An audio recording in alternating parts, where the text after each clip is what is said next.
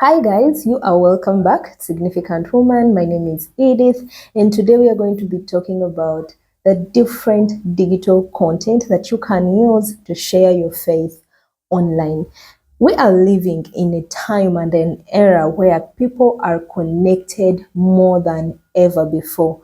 People are spending at least 7 hours online scrolling, watching things, doing businesses, doing work. And this is an opportunity for us as believers, as Christians, to embrace and see how we can make Jesus known in the digital space. How can we make Jesus accessible to everyone, anywhere, anytime they want to be a part of it? And you can do this by using several content that I'm going to be sharing with you today. And I want to promise you that by the end of this video, you will realize that it is very easy to become a digital strategist. So let's jump in. So the first content you can use to share your faith online is video and reels. Video is one of the most powerful ways that you can use to share your faith online. And you can use short form videos, long form videos, you can use reels depending on the social media platform that you are going to be using. And you can share testimonies, your testimony, you can share a short message, you can share a word of encouragement, you can share scripture, you can come up with various creative ways, or even skits. You can come up with various creative ways that you can use to share videos and pass on the message of the gospel to those that will be watching. And then the other way is blogs or articles. Now, if you're a lover of writing, if you love writing or editing, or you love expressing yourself through words, I've met people who really love expressing themselves through words. You can use blogs or articles to pass on the message of Christ to your audience or to the people who are going to be watching. And so you can write, let me say, a short sermon. You can write a word of encouragement, You can write a prayer. You can write a short devotion.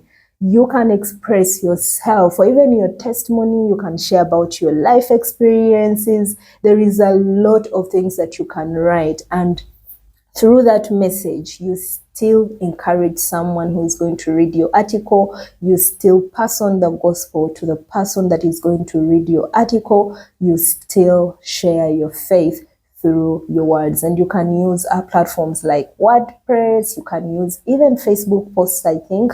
There are many platforms that you can use to create a blog and you share. Someone can come across your post and their lives will never remain the same again. And the other way you can use is podcasts. Now, many people that I've met really find it so difficult to be in front of a camera. Is it behind the camera? In front of a camera. Myself, it is really not easy to sit and you start recording. One of the things that really I find really interesting is that when I'm talking, like addressing an audience physically, I will express myself very well. I will not stammer, or I might stammer, but yeah, it will be flowing, But once I'm alone with the camera, I don't know how many times I have to repeat myself, or even just an intro. Hi Edith, not even hi Edith, sorry. Of hi guys, welcome to my YouTube channel. I do that like 5 times. So it is really not so easy to be in front of a camera. And so if you're that kind of person and you find that that is one of the limitations that you are facing, or that one of the limitations that is stopping you from being an online minister or going online, you can use a podcast, because you don't have to go in front of a camera. You just use an audio to still share your life experience, to encourage people, to share the word of God with the people that will be listening. And one of the things that I've observed is that many of us really love listening to something as we cook, as we go about with our work, as we drive, as we clean. So, or even as we do exercises, you find that someone wants to plug in their earphones and then listen to something as they do their work. And so that could be your audience, and you'll be able to reach out to people right in those moments. And the other thing is that you can use graphics or images. A picture speaks 1,000 words. Just looking at a photo, you will be able to. I remember when we were young, I think it was like either during geography, like when we were in high school, one of the subjects that was a photo interpretation, something like that. You look at this photo and you can interpret, get out a lot of meaning from just one shot. So you can use graphics to express yourself. You can use graphics to share the word of God, to share words of encouragement, or even just a photo and you put it there with a caption of what comes in your mind or what do you see. And through that, you'll be able to minister to people. There are very many free design tools online like Canva. I use Canva. You can use that or any other tool that you're very familiar with to come up with these posts, come up with these graphics, and then you share on your social media platforms. And one of the amazing things that I think I've realized or I've discovered with a platform like Canva, they have Canva AI where you just put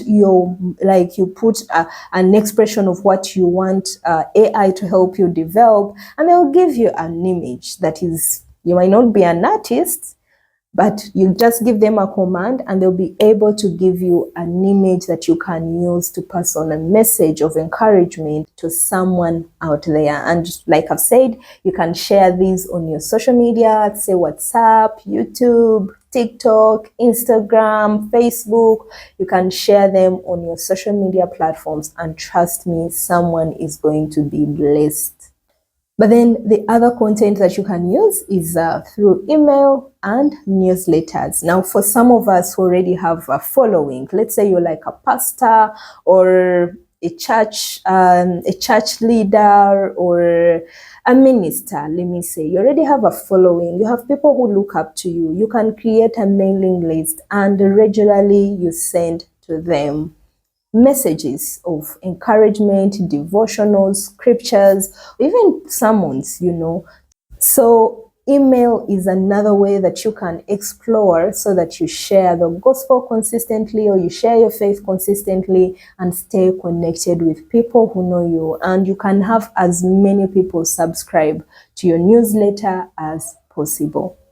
And the other thing is that you can use your social media posts and stories to share your faith or minister to people. Recently, it's something that someone has ever shared with me, and I shared it with people, and it has really yielded fruit. Where you just post online or on your WhatsApp status. Most of us use WhatsApp, you just post on your WhatsApp status or even on your story on social media of how can I pray for you? How can I pray for you?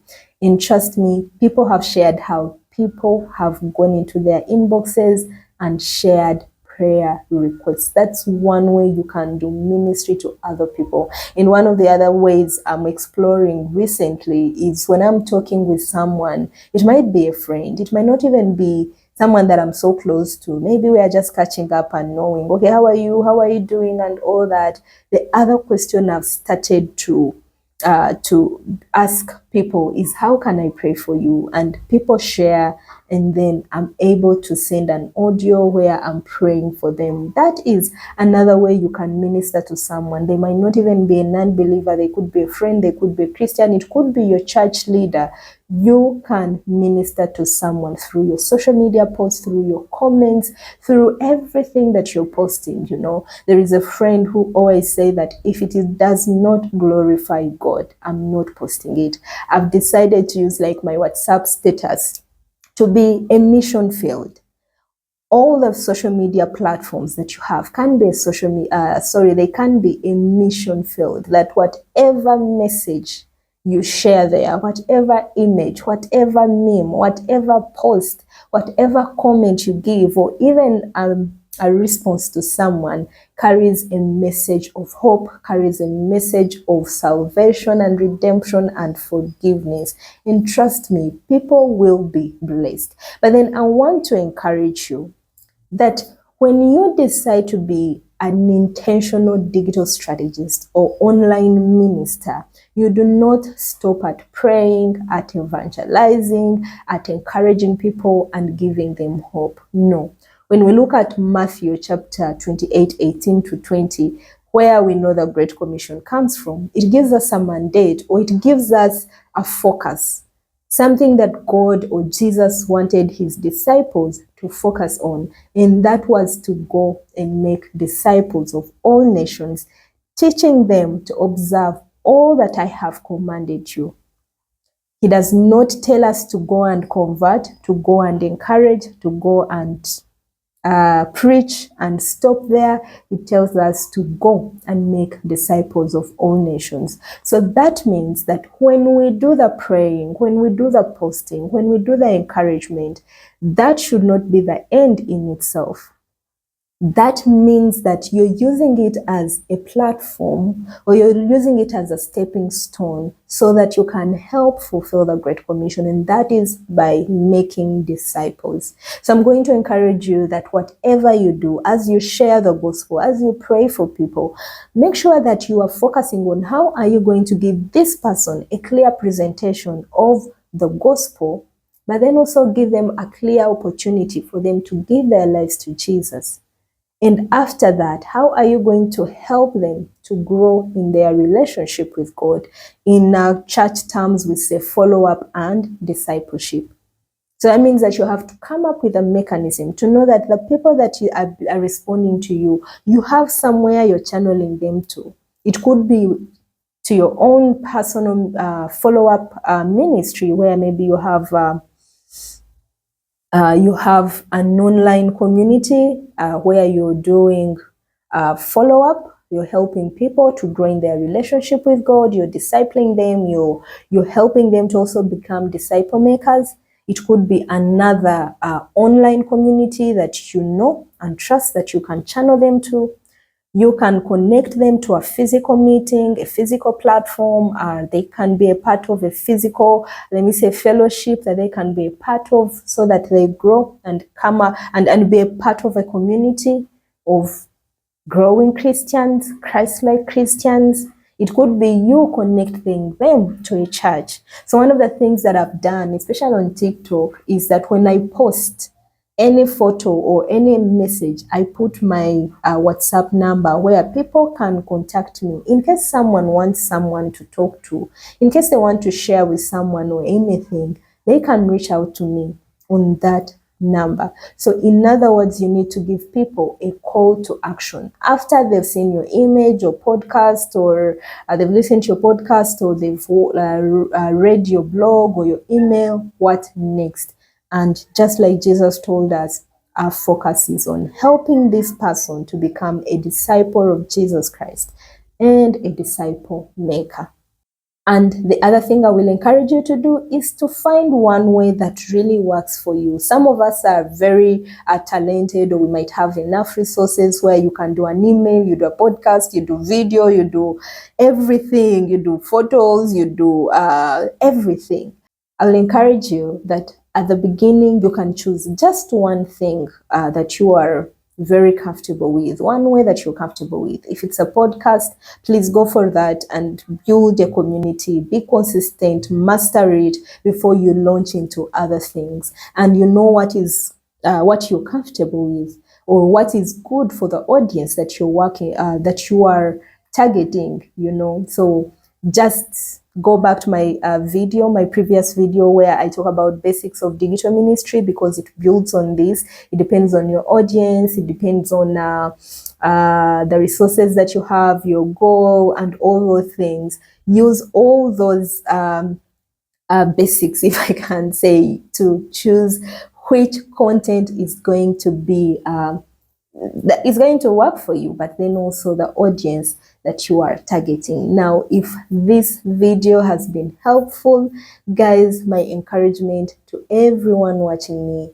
to every believer, to every Christian, is to consider getting online. The world is getting digital, and the world is not sleeping. They know the power of media, they know the power of the internet, and they are coming up with strategies day and night, to see how they can spread their agendas.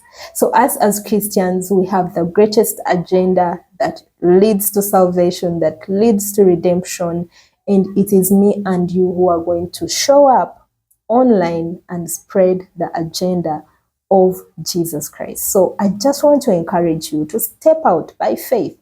Step out of your comfort zone and say, well, I can choose just one way that I'm going to use to reach out to people online. And you will make a difference more than you can think of, beyond your wildest imaginations.